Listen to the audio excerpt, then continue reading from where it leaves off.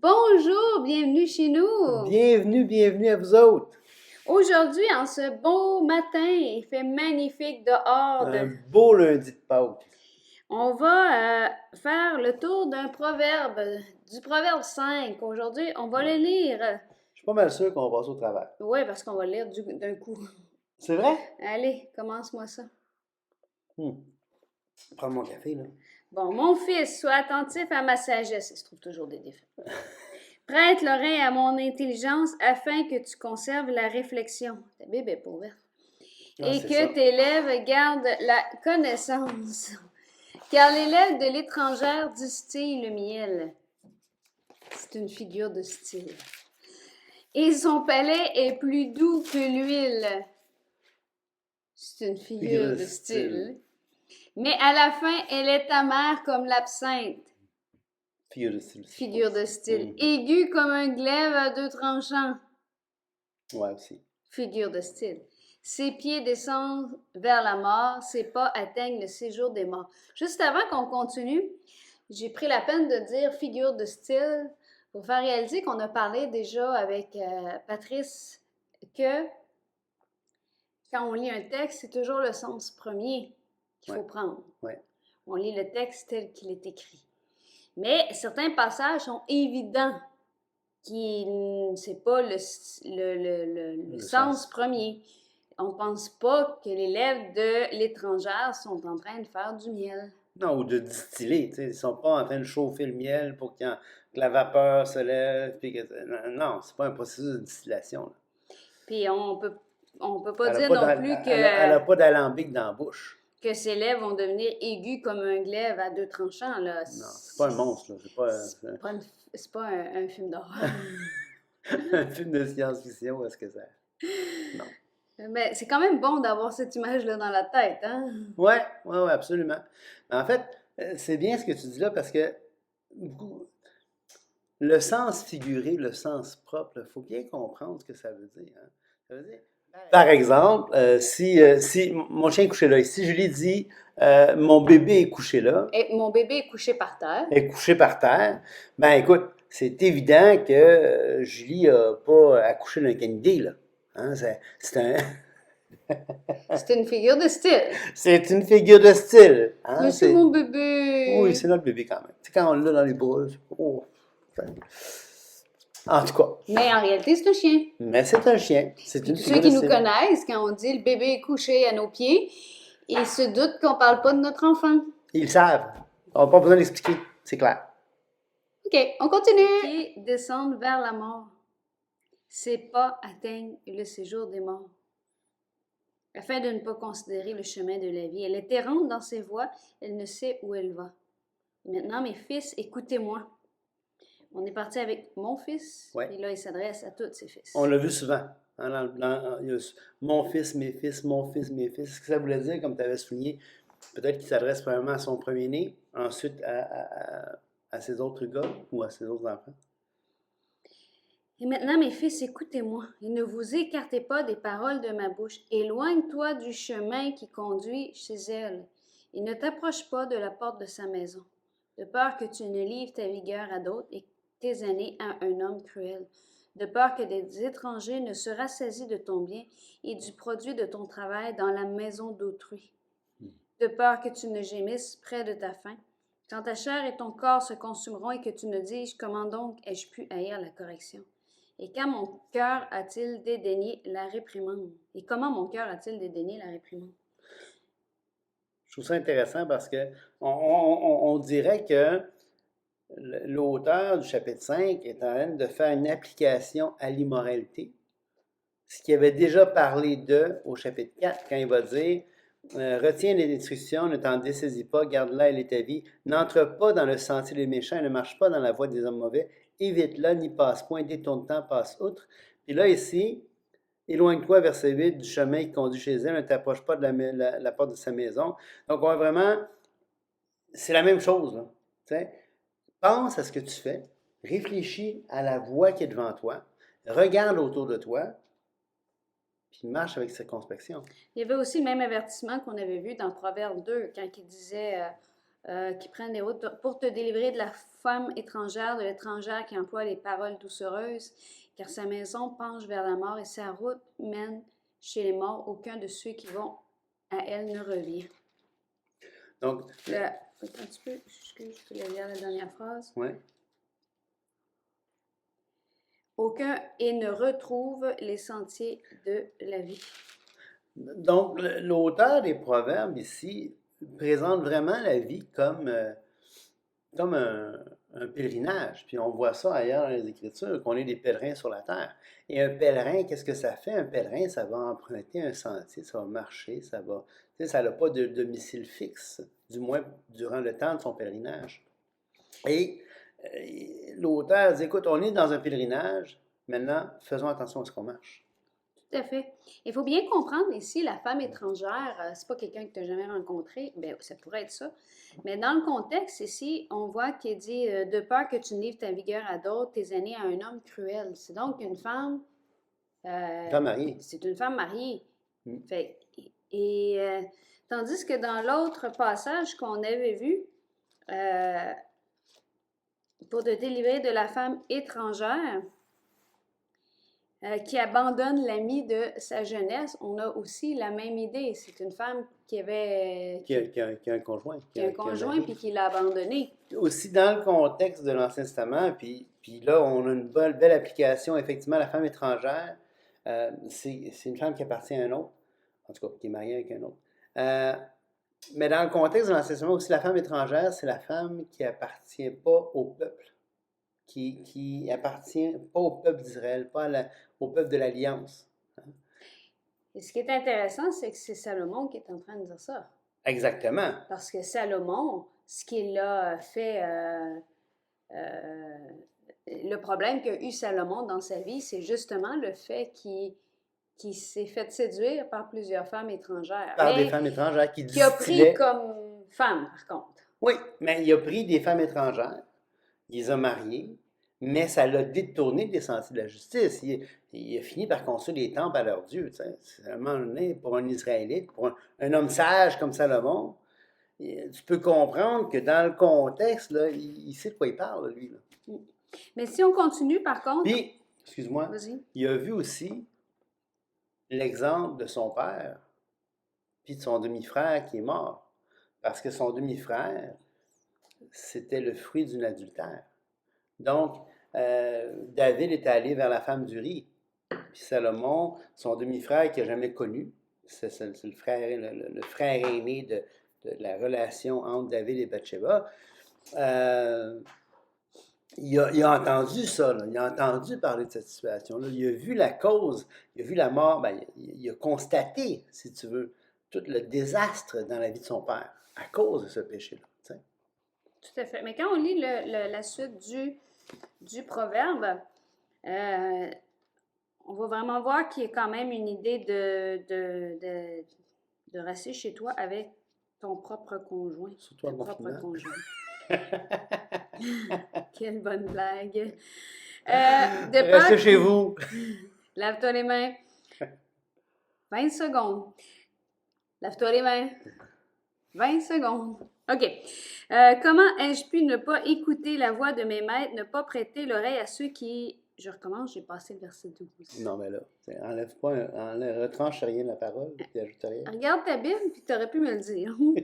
Et que tu ne dises, comment donc ai-je pu haïr la correction? Et comment mon cœur a-t-il dédaigné la réprimande? Fait que probablement, quelqu'un qui est en train de parler à ses fils, il est peut-être aussi en train de les reprendre. Oui, mais en même temps, peut-être qu'il porte aussi une réflexion sur sa propre existence. Tout ce qu'on a parlé, là. Parce que là, c'est comme s'il dit, et que tu nous dises comment donc que je peux... Non, excuse-moi, vas-y. Il parle à la place de ces gars. Peu s'en est fallu que je n'ai éprouvé tous les malheurs au milieu du peuple et de l'assemblée. Écoutez la suite. Bois les eaux de ta citerne, les eaux qui sortent de ton puits. Tes sources doivent-elles se répandre au dehors? Tes ruisseaux doivent-ils couler sur les places publiques? Qu'ils soient pour toi seul et non pour des étrangers avec toi.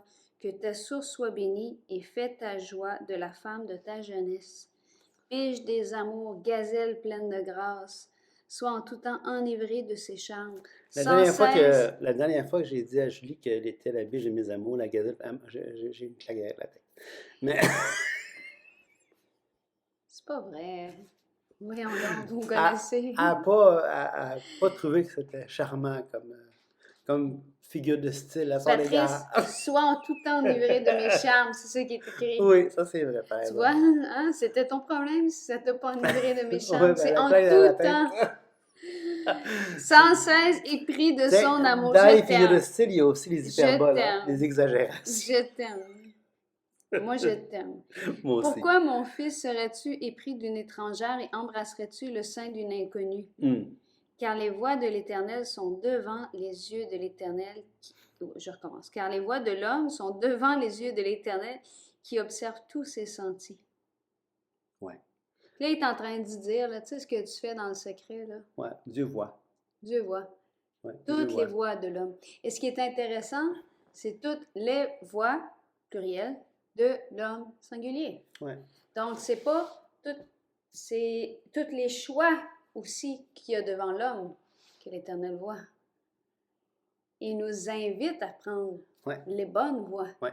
Il n'est pas écrit qu'il voit les hommes avec toutes les voies, mais peut-être que dans l'hébreu, ça se dit autrement, par contre. Là. Non, mais c'est ça. Il voit.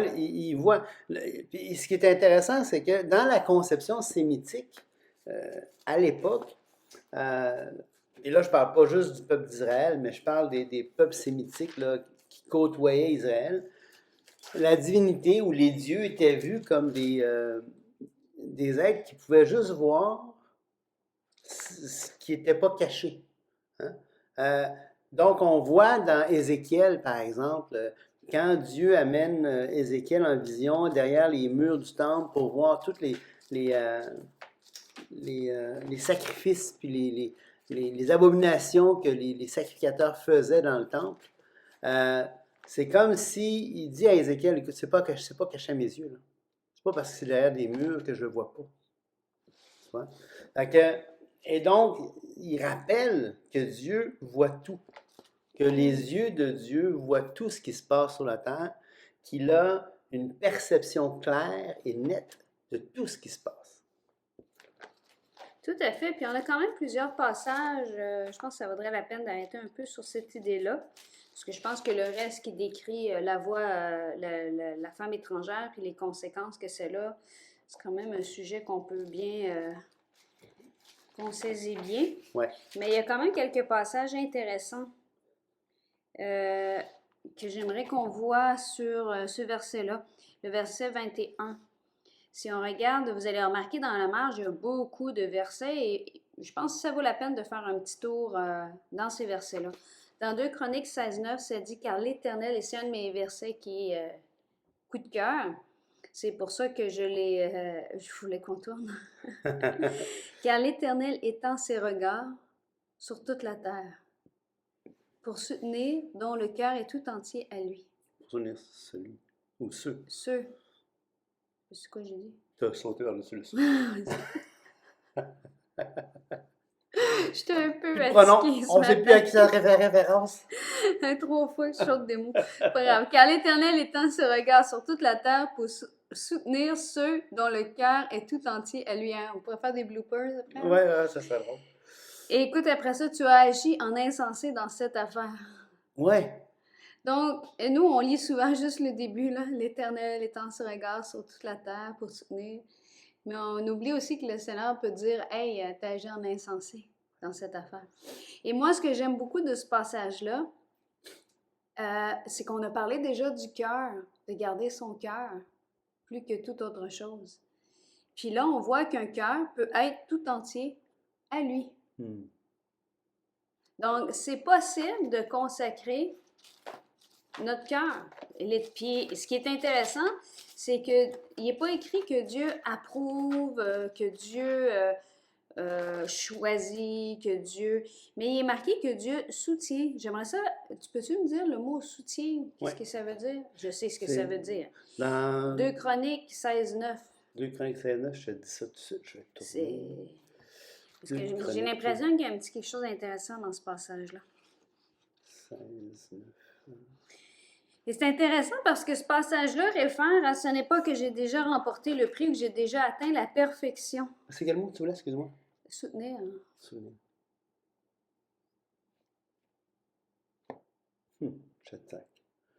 Ça veut dire, et dans en anglais, parce que je vais passer par l'anglais pour aller voir l'hébreu, ça dit que les yeux de l'Éternel se promènent, ou les regards de l'Éternel se promènent par toute la terre, et se montre lui-même fort pour. Alors, c'est comme s'il assume, lui, la force pour la personne dont le cœur est tout entier à lui. Puis le mot, c'est Shatzak, qui veut dire justement être fort, conquérir, fortifier, avoir le courage, établir, tu sais. Et donc, c'est Dieu qui se montre fort, un peu comme ma force est accomplie dans ta faiblesse, là. Quand Paul va dire quelque chose, tu sais, c'est quand je suis seul qu'il est fort, tu sais. C'est dans ce sens-là, c'est sa force qui nous soutient. Oui, puis c'est intéressant parce que vu que là, j'ai dit le cœur qui est tout entier, puis là, on ramène l'idée de, on réfère au Philippiens 3:12 qui dit ce n'est pas que j'ai déjà remporté le prix ou que j'ai déjà atteint la perfection. Et au mot de perfection, on a une note de bas de page qui rappelle quelque chose qu'on a déjà parlé ici. Le mot parfait, perfection, que la Bible applique à des hommes, ne se rapporte pas à un état de perfection excluant le péché de façon absolue. Dans l'Ancien Testament, certains personnages au cœur intègre ou entier n'étaient évidemment pas sans défaut. Ils ont plutôt en général le sens de complet ou celui d'atteindre un but. Donc, c'est intéressant quand même de voir ça. Ça veut dire que le cœur est tout en complet à lui. Ou qui a comme but.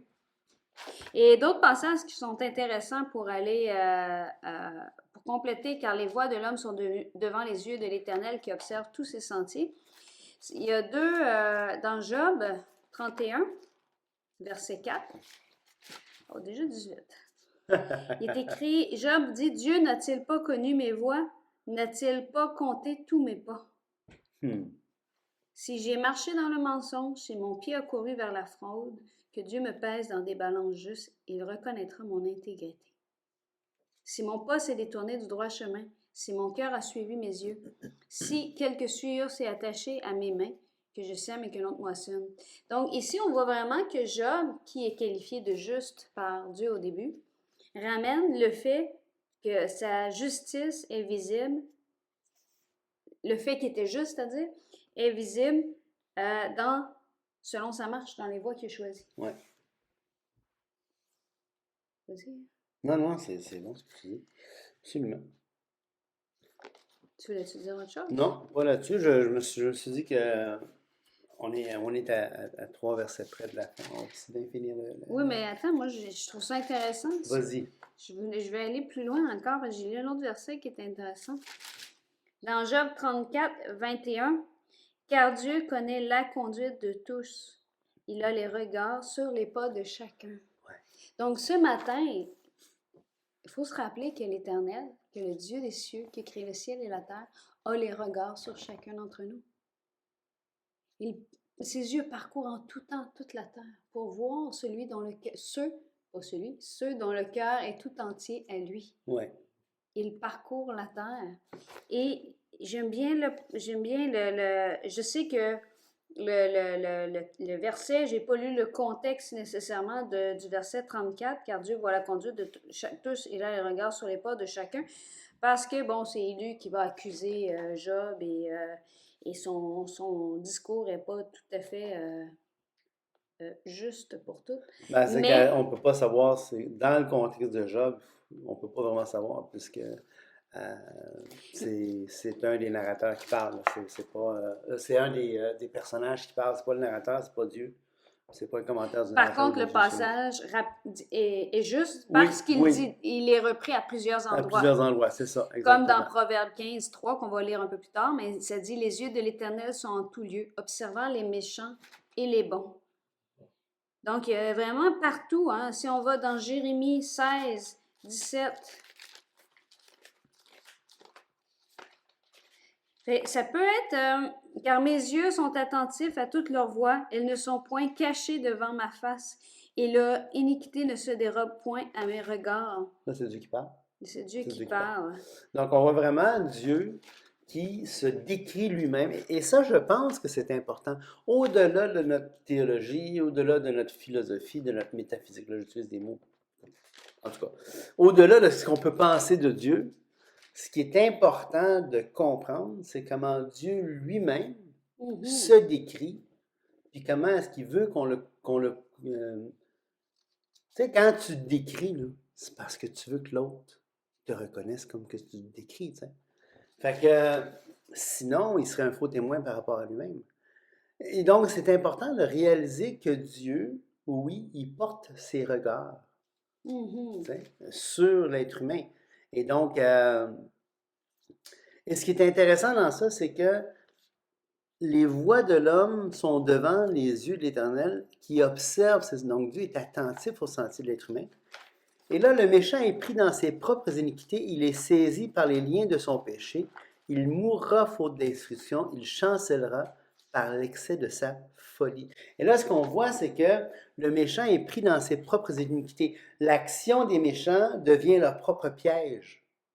Et de telle sorte qu'il se fait prendre dans son piège. Il a voulu piéger quelqu'un.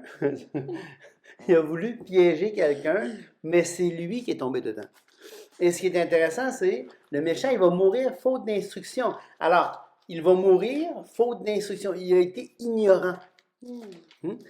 Et ce que toute la poussée du texte des Proverbes, c'est sois pas ignorant.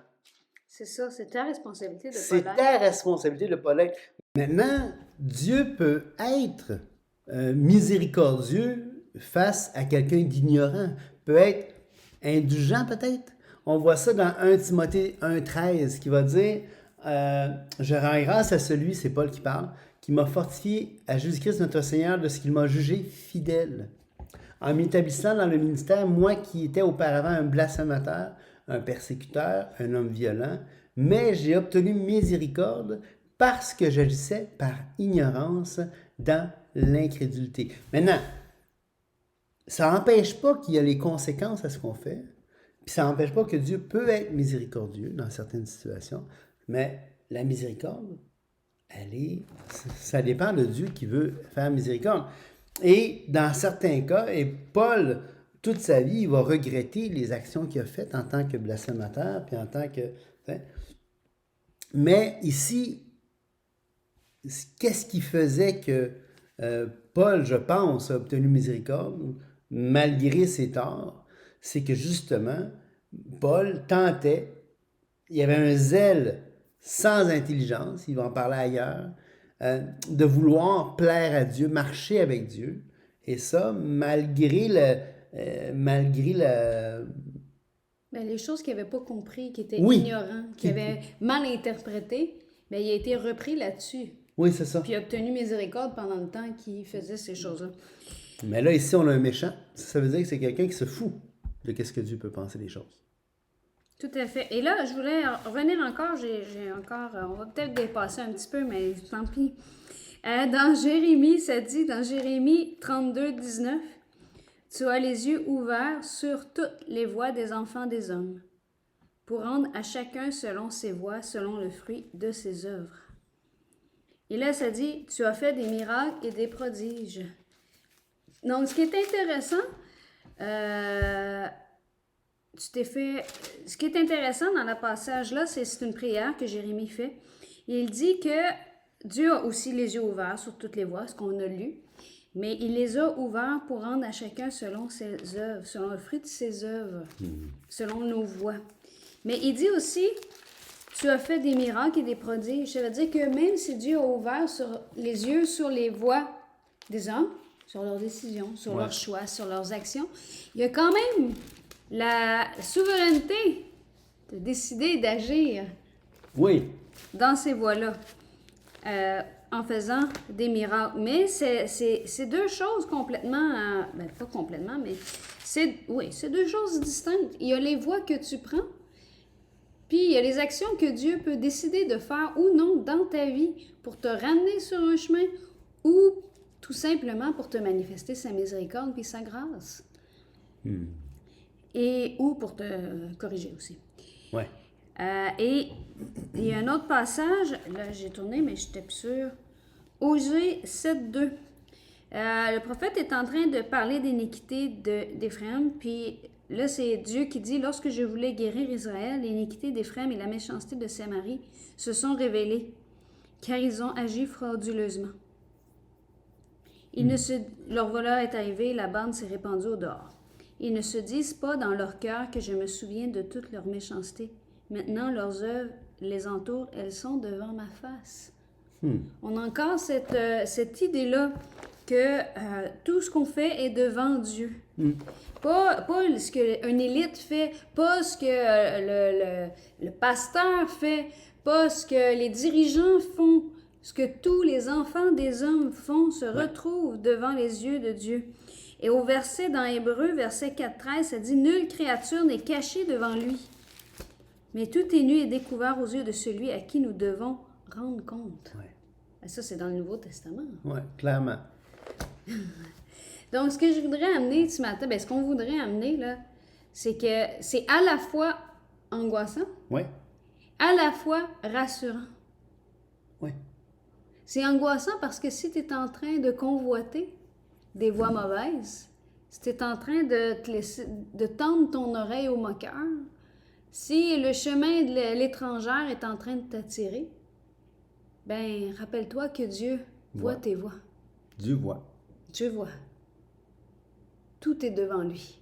Mais c'est rassurant. C'est rassurant. Parce qu'il dit aussi qu'il veut nous corriger. Oui, c'est ça. C'est comme, je sais pas moi, le petit enfant qui joue puis qui garde toujours un œil sur voir si son père ou sa mère regarde ce qu'il fait. Regarde ce qu'il fait pour s'assurer, il peut être en sécurité. Il veut s'éloigner, là, jusqu'à à la limite de la loi de la frousse. Mais c'est rassurant de voir que tes parents sont là pour veiller. Puis ce qui est intéressant, c'est que je ne pense pas que l'image d'un Dieu dont les yeux parcourent la terre pour trouver à qui il va sacrer une volée en bon québécois, c'est pas ce qu'on a lu. Non. Parce qu'il est écrit pour rendre à chacun selon ses œuvres. Ouais. C'est pas pour rendre à chacun selon ses péchés. C'est selon ses œuvres. Fait que si en ce moment, dans ce temps de confinement, tu prends des décisions pour Dieu, des décisions pour les autres, des décisions qui sont conformes à ce que à prendre soin les uns des autres. Que ce soit d'appeler quelqu'un, que ce soit de donner ton nom pour faire du bénévolat, c'est ça que... Peu importe ce que tu fais, le Seigneur n'est pas ingrat non plus. Il n'est pas ingrat, il cherche ça. Son regard cherche pour trouver, saute dans le cœur et tout entier à lui. Mais son regard va aussi s'arrêter vers celui qui choisit de marcher en dehors des voies de l'Éternel. Absolument. Pour lui donner une petite... Puis c'est facile d'oublier ça. Surtout aujourd'hui où est-ce que la conscience de l'éternité, la conscience du divin, la conscience de... On la voit pas, elle n'est pas rappelée nulle part. Elle est rappelée dans l'Église. Fait que quand on marche tous les jours, c'est facile d'oublier que, hey, il n'y a pas juste le physique, là. Il y a l'invisible aussi. Tout à fait. Puis de se rendre compte que tout ce qu'on fait, toutes les... Puis en même temps, c'est pas... On dit pas ça pour arriver avec une angoisse suprême de... Non, parce que tu le réalises ou non, Dieu est là. Et là, je sais, on a fait un peu plus. Le méchant est pris dans ses propres iniquités, il est saisi par les liens de son péché, il mourra faute d'instruction, il chancellera par l'excès de sa folie. Ne soyons pas fous. Soyons sages et... Conservons nos voix. Que Dieu vous bénisse au bout. Oui, bonne journée. Bonne journée.